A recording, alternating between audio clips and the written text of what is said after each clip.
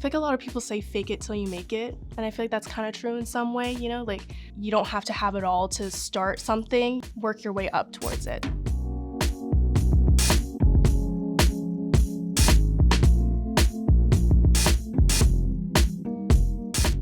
Katie, thanks for joining us. Thank you for having me. I'm so excited to be here. So you're a top beauty lifestyle creator. Tell me, what is happening right now in the Katie Fang business? So I like to think that the Katie Fang brand is all about being unapologetically yourself and not being afraid to show the raw emotions. And it's bits and pieces everywhere. It's my lifestyle, it's beauty, and it's a little bit of fashion too. Love it. Let's go back to the beginning. How did you first become an influencer? How did you build your almost 10 million fan following?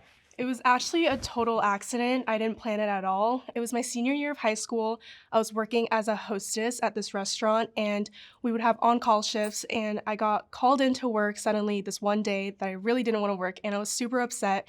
So as I was getting ready, I recorded myself getting ready, like bawling my eyes out, and I posted that video after my shift. I checked my phone. That video had about 1.5 million views, I want to say. And ever since then, I started posting consistently, get ready me videos every single day. And that's basically it. What made you want to record that emotional moment? I don't know. I felt like whenever I would watch other people make get ready with me's, it was always so perfect. And they would always be getting ready for something big, like a fancy event or something. And I never really saw anyone get ready for just like a basic everyday thing, like going to work. And I didn't really see anyone show like that much emotion either. So I thought I'd just record it. I thought it'd be funny. I didn't think it would take off like that. It's interesting. Where were you hostessing when you first So it was in Vancouver. Okay. It was a really big restaurant chain called Cactus Club Cafe. Okay. And you were in college or in high school then? Senior year in high school. Senior high school, Yeah. hostessing. You do this video and it goes crazy. Like, did you go back to work the next day? Oh yeah, for sure. And it was a little weird. Everyone was asking me questions about it, but I went back to work and I stayed there for I think 2 or 3 more months before I quit and like took social media seriously and made it a full-time job. Was like your manager upset? He's like, "Oh, you're crying. What am I doing? Is it so bad here?" Not really. I mean, it was funny. A lot of people made jokes about it, but it wasn't anything too serious. Okay.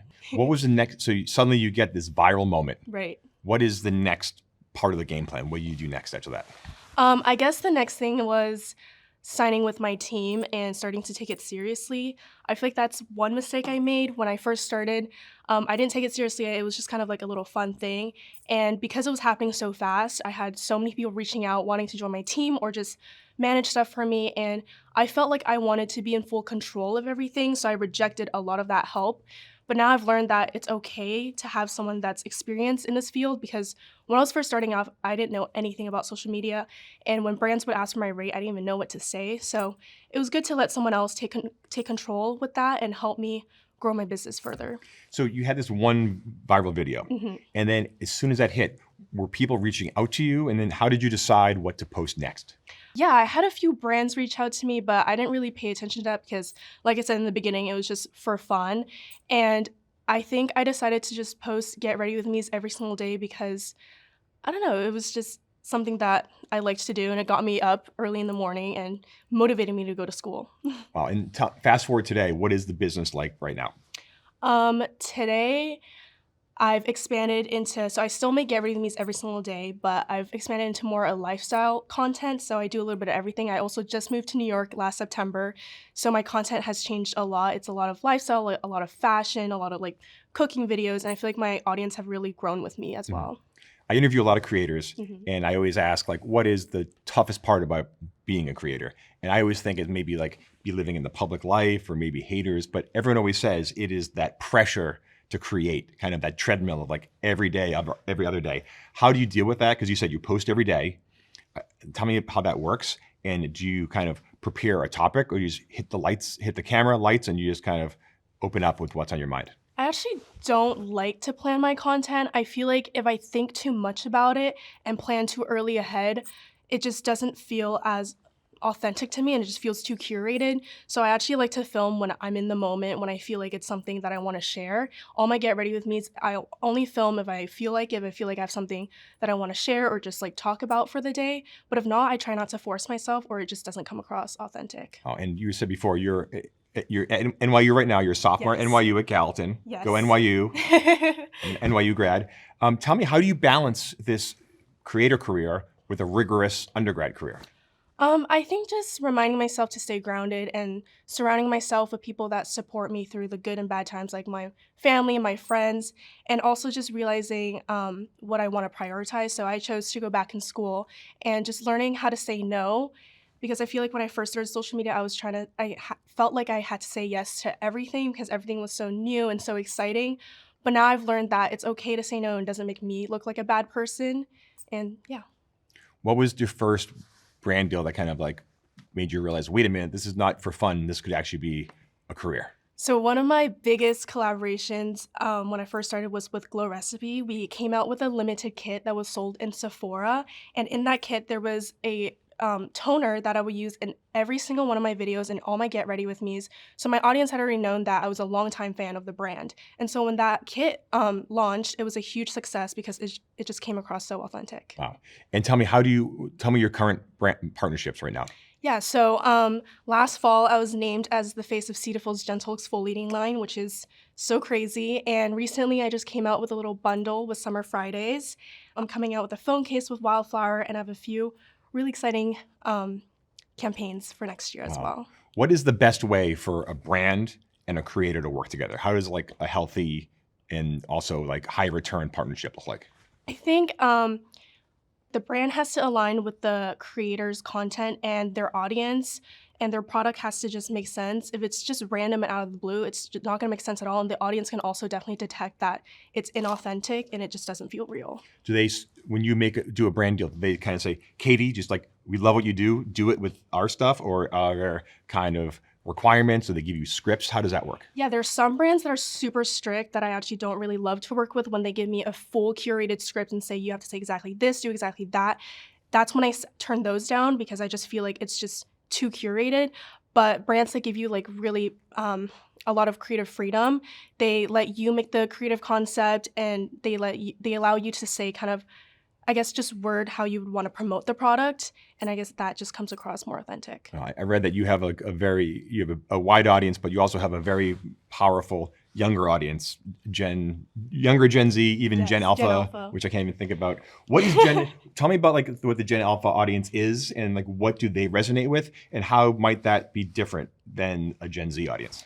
I mean, I feel like Gen Z and Gen A, we all grew up with social media, and I feel like we're very aware with everything, and we care a lot about a brand's background, their ethics, their values, and we're also super, we notice a lot if they're diverse or not, and I feel like that is really important.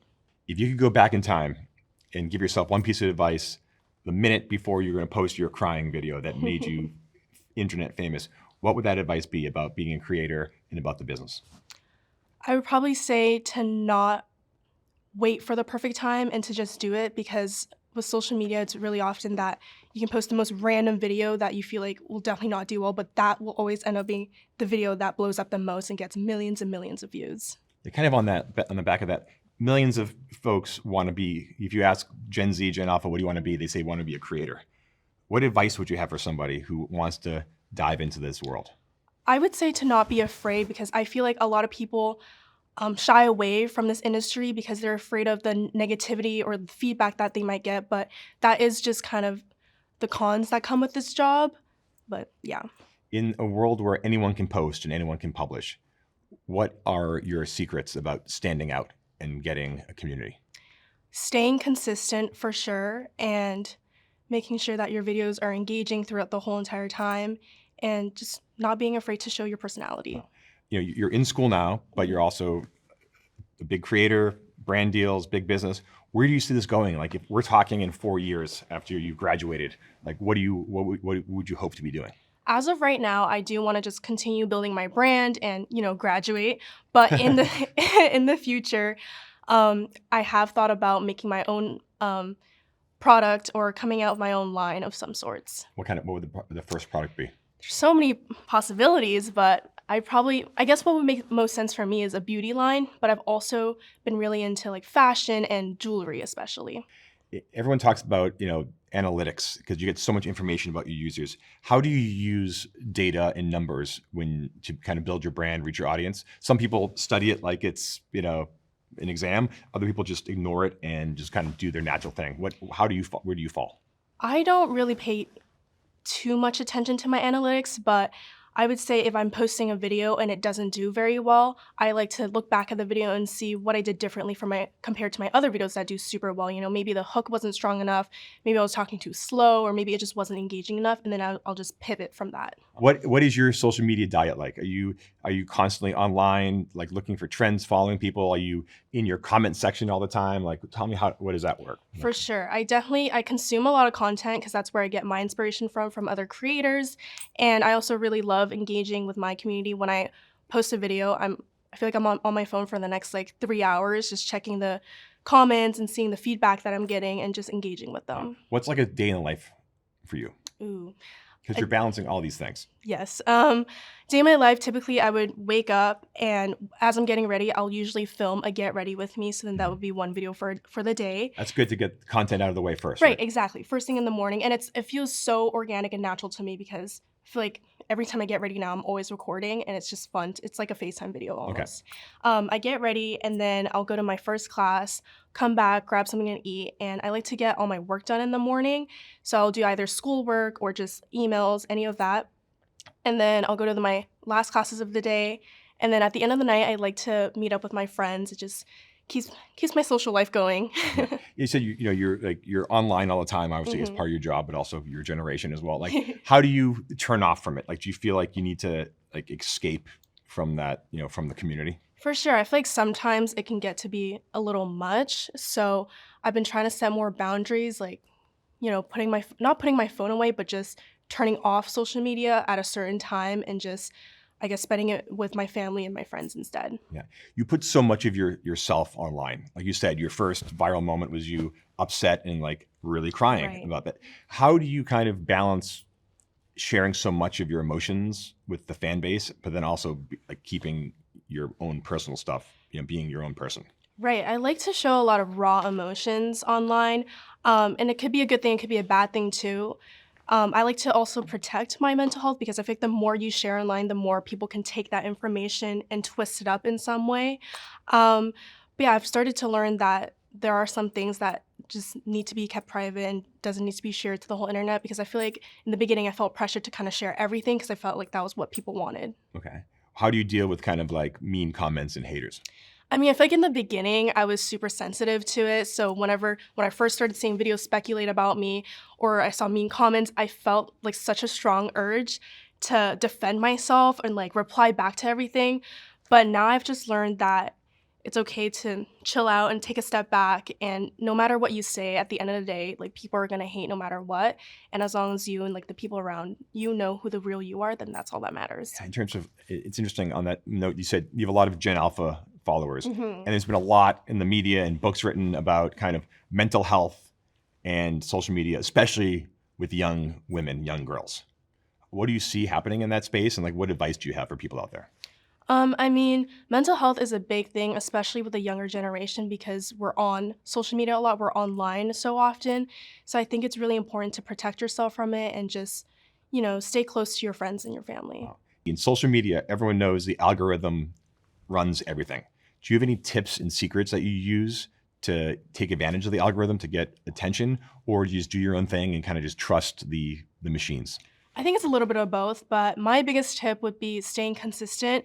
I feel like if you go a whole week posting every single day and then you randomly stop for 5 days, the algorithm kind of catches on and it's kind of like, oh, where did this person go? And so then when you post again after those 5 days, the engagement slows down too a lot. Do you post on the weekends too, every day? Yeah, I try my best to post at least one video every single day. Wow, okay. Consistency wins. Exactly. So traditional media and Hollywood and TV we want to work more and more with creators. And people say creators breaking into Hollywood. I think creators are the new Hollywood. Mm-hmm. What advice do you have for traditional media and traditional companies to work with the creators in social media? I mean, I feel like creators are so important in marketing these days because they already have that trust with their community, and that's something that traditional marketing can't grasp. So I guess collaborating with these creators that already have this big trusted communities, it helps more with engagement. Gotcha. You've recently gone from video creator to writer. Yes. You have a new column with The Cut. Tell me about what the column's about and how that came to be.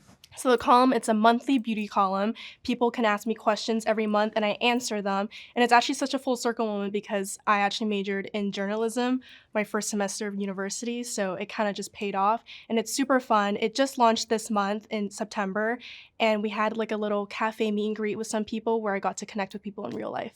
Wonderful. Your brand deals have gone beyond the phone. You do collaborations with brands. You're on billboards. You do photo shoots. How do all these multimedia marketing plays kind of play off each other? I mean, it's super fun because, obviously I started all my brand deals just through my phone, posting ads on TikTok, Instagram, or YouTube. And it's really nice to expand outside of that and do all these big things like being on a billboard, which is insane, doing my cut column, which I'm just writing articles every month and doing more of the traditional route. And I feel like they both merged really well together. Terrific. Is there a business philosophy or idea that you follow that's helped you succeed? I feel like a lot of people say fake it till you make it. And I feel like that's kind of true in some way, like you don't have to have it all to start something. You can pretend like you do and just work your way up towards it. Do you get recognized on the street? Yeah.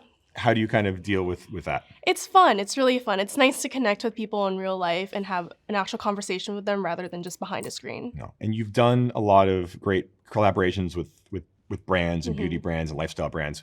What is your one dream collaboration right now?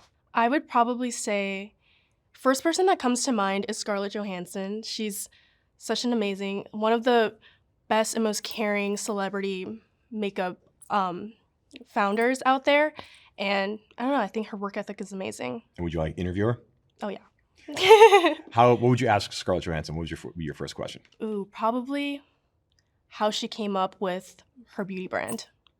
Very cool. What about kind of like other brands, like luxury fashion? Is there one dream collab? So I'm really into jewelry. Okay. So I'd probably say Tiffany & Co. All right, we'll put that out there in the universe. Katie, thanks so much for joining us. Thank you for having me.